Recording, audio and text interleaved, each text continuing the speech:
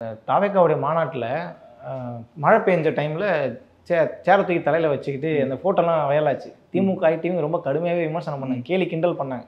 ஒரு கூட்டத்தை கூட நீங்கள் கரைஞ்சிருவீங்களா, இதாகிடுவீங்களா, அதாகிடுவீங்களான்னு சொல்லி சில பத்திரிகையாளர்களே அதை கூட அதை கேள்வியாக கூட கேட்டாங்க.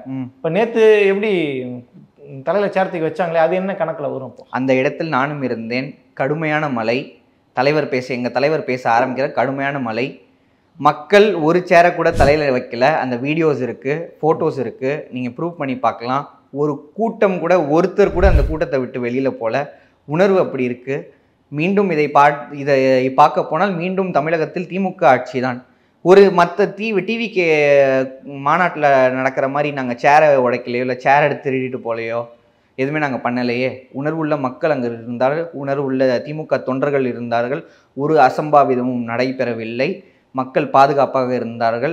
அத்தனை ஒரு மிகப்பெரிய கனமழையிலும் கூட ஒருத்தர் கூட வந்து அந்த கூட்டத்தை விட்டு வெளிப்போகவில்லை.